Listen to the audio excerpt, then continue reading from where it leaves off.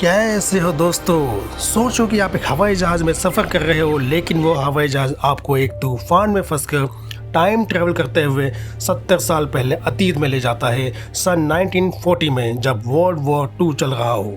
आपके प्लेन के ऊपर जर्मन प्लेन्स की गोलियां बरस रही हो और आपका प्लेन बस क्रैश ही होने वाला हो। ऐसे में उस प्लेन का पायलट कैसे प्लेन को वापस 2020 में लेके आता है, यह जानने के लिए इस वीडियो को अंत तक देखते रहिए, क्योंकि मुझे यह मूवी बहुत ही पसंद है और यह एक सत्य घटना पर आधारित है। फिल्म की शुरुआत में एक पैसेंजर प्लेन IA-42 जो अमेरिका से लंदन के लिए जा रहा था, फ्लाइट को उड़ा रहे थे कैप्टन विलियम और उनका को पायलट डैनियल, जो बहुत ही अनुभवी और फ्लाइट को कई बार साथ में उड़ा चुके थे। आसमान साफ था और फ्लाइट में सब कुछ नॉर्मल था। तभी अचानक फ्लाइट के कंट्रोल्स में माल फंक्शन होने लगता है और उनका संपर्क ट्रैफिक कंट्रोल से टूटने लगता है। देखते ही देखते उनका प्लेन एक बहुत ही बड़े तूफान में घिर आया था। जब पायलट ने एयर कंट्रोल से तूफान के बारे में पूछा तो एयर कंट्रोल भी खुद बड़ा हैरान था कि यह तूफान अचानक से कैसे आ गया। अचानक पायलट का संपर्क ट्रैफिक कंट्रोल से पूरी तरह से टूट जाता है और अब वो उस तूफान के एकदम बीचों बीच में था, जहां से बच के जाना इम्पॉसिबल था। तूफान इतना भयानक था कि पायलट को भी अपने प्लेन को संभालना बड़ा मुश्किल हो रहा था। प्लेन बड़ी तेजी के साथ हिचकोले खा रहा था और पैसेंजर्स का सामान तक गिरने लगा था। सभी पैसेंजर्स अपनी कुर्सी की पेटी बांध लेते हैं क्योंकि प्लेन बहुत ही तेजी से हिचकोले खा रहा था। सबकी धड़कनें तेजी से बढ़ रही थीं।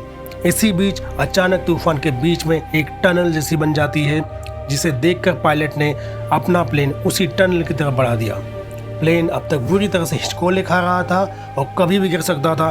प्लेन में बैठे सभी पैसेंजर्स की जान अब पायलट के हाथों में थी। पायलट बिना देरी किए प्लेन को उसी जगह से उसी टनल में घुसा देता है और थोड़ी देर में उनका प्लेन उस तूफान को क्रॉस कर चुका था। जब प्लेन तूफान से बाहर निकला तब जाकर पायलट और को पायलट ने राहत की सांस ली, लेकिन तभी दोनों नोटिस करते हैं कि रात हो चुकी थी। पायलट और को पायलट दोनों हैरान थे कि इतनी जल्दी रात कैसे हो गई, जबकि सूर्य को ढलने में अभी भी लगभग 45 मिनट्स बाकी थे।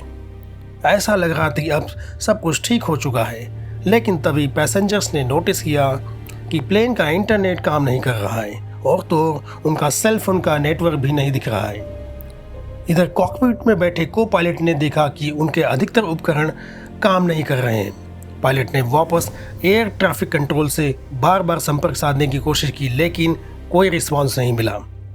एक और अजीब बात थी कि नॉर्मली फ्लाइट्स का ट्रैफिक बहुत ही ज़्यादा होता है, तो उनके रडार में और दूसरे प्लेन्स भी दिखाई देते हैं, लेकिन आज उनके रडार में कोई भी प्लेन नहीं दिखाई दे रहा था। प्लेन बादलों के ऊपर उड़ रहा था, इसलिए नीचे ज़मीन पे भी कुछ भी देखना मुश्किल था। इसलिए पायलट प्लेन को बादलों के नीचे ले जाने का फैसला करता है ताकि ज़मीन से उन्हें उनकी लोकेशन का अंदाज़ा मिल सके। जब पायलट प्लेन को बादलों के नीचे लेके जाता है तो वो नीचे ज़मीन देखते हैं। वो दोनों इससे पहले कुछ समझ पाते हैं कि तभी उन्हें रडार पर कुछ छोटे प्लेन्स के सिग्नल मिलते हैं। ये छोटे प्लेन्स कोई आम प्लेन नहीं थे, क्योंकि नॉर्मली इतने छोटे प्लेन्स उड़ते नहीं हैं। खैर, थोड़ी ही देर में वो देखते हैं कि वो छोटे प्लेन्स कुछ और नहीं बल्कि फाइटर प्लेन्स थे, जो कि एक सिटी के ऊपर बम गिरा रहे थे। नीचे हर तरफ आग और तबाही मची हुई थी। बाहर का नज़ारा देखकर प्लेन के अंदर बैठे पैसेंजर्स की आंखें फटी रह गईं। किसी को कुछ समझ नहीं आ रहा था कि यह हो क्या रहा है। डर और घबराहट की लहर सबके मन में दौड़ जाती है। यह देखकर पायलट भी घबरा जाता है और उसने प्लेन को वापस बादलों के ऊपर ही ले जाना ठीक समझा। बादलों के ऊपर जाने के बाद सबकी जान में जान आई। पायलट को कुछ समझ नहीं आ रहा था कि क्या करें।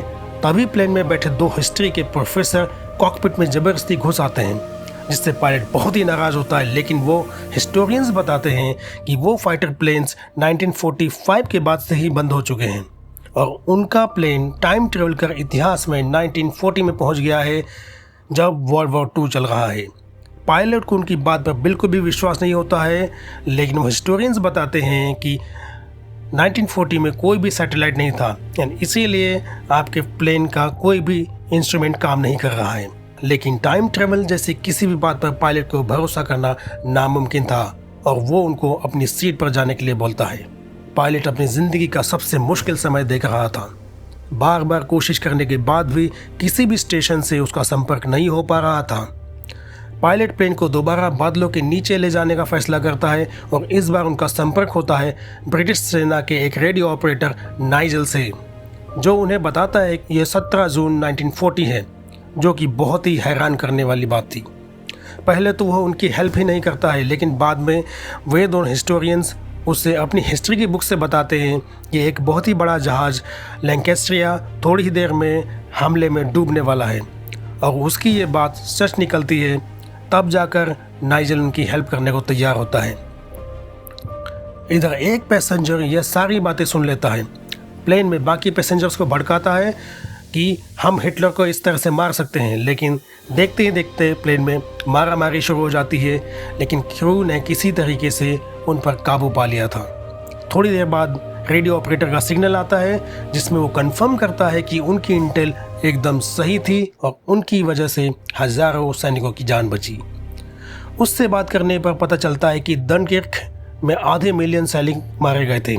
यह सुनकर हिस्टोरियंस चौंक जाते हैं, क्योंकि हिस्ट्री में डनकिर्क एक बहुत ही सक्सेसफुल ऑपरेशन था जहां पे लाखों सैनिकों को बचाया गया था।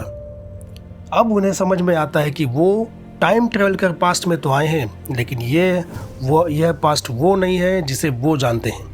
रेडियो ऑपरेटर अब उनकी हेल्प करने को तैयार हो जाता है, इसलिए पायलट उससे एक सेफ प्लेस के बारे में पूछता है जहां वो लैंड कर सके, और उनका ईंधन भी खत्म होने वाला था। साथ ही साथ वो उसे बोलता है कि अगर कोई मिस्टीरियस स्टॉर्म के बारे में पता चले तो उसे ज़रूर बताए। इधर उसका रेडियो सिग्नल जर्मन्स भी पकड़ लेते हैं और थोड़ी ही देर में जर्मन फाइटर्स इस प्लेन के ऊपर हमला कर देते हैं। इतने बड़े पैसेंजर प्लेन को संभालना एक बहुत ही बड़ी चुनौती थी, लेकिन पायलट प्लेन को हमले से बचाने के लिए बहुत ही तेज़ी के साथ मैन्यूवर करता है, जिससे प्लेन के अंदर बैठे लोग बुरी तरह से घबरा जाते हैं। एक साथ कई जर्मन फाइटर प्लेन्स हमला करते हैं और उनसे बचने के लिए पायलट प्लेन को नीचे की तरफ ड्राइव करता है। उसका पीछा करते हुए जर्मन प्लेन्स भी यही करते हैं और ठीक एंड मोमेंट पर पायलट प्लेन को ऊपर की तरफ ले जाता है, जिससे उसका पीछा कर रहे कई फाइटर प्लेन्स जमीन पर ही क्रैश कर जाते हैं। लेकिन अभी भी कुछ जर्मन प्लेन्स उसके पीछे थे और गोलियों से को पायलट भी बुरी तरह घायल हो जाता है, इसलिए पायलट प्लेन को वापस क्लाउड के ऊपर ले जाता है। अब तक प्लेन के अंदर बैठे पैसेंजर्स में बुरी तरह से अफरा तफरी मच चुकी थी।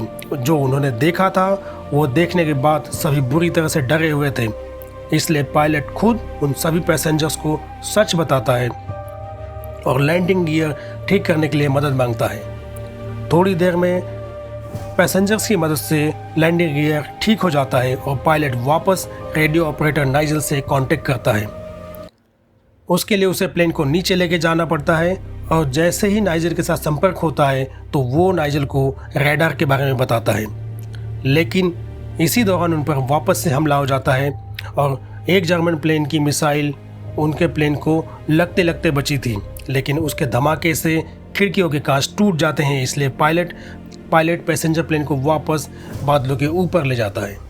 हिस्टोरियंस की एक बात तो समझ में आ गई थी कि अलाइड फोर्सेस के पास रडार है ही नहीं, जो कि एक बहुत ही अजीब बात थी। इसलिए वो रडार को अलाइड फोर्सेस को देने का फैसला करते हैं, जिससे ज़मीन पर नाइजल उसका इस्तेमाल कर उन्हें एक सेफ प्लेस की जानकारी दे सकता था। वो यह बात अभी कर ही रहे थे कि तभी एक मिसाइल उनके पास एक्सप्लोड होती है और उनका प्लेन का इंजन खराब होने लगता है।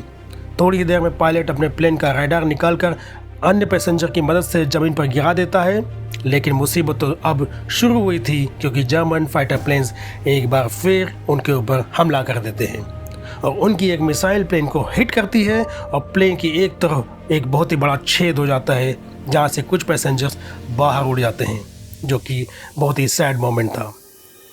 पैसेंजर प्लेन बुरी तरह से हिचकोले खा रहा था और अगर जल्दी ही उन्हें मदद नहीं मिली तो उनका प्लेन कभी भी क्रैश हो सकता था। इसी बीच नाइजल को रडार मिल जाता है और वो उसे सेटअप करके पायलट को गाइड करने लगता है।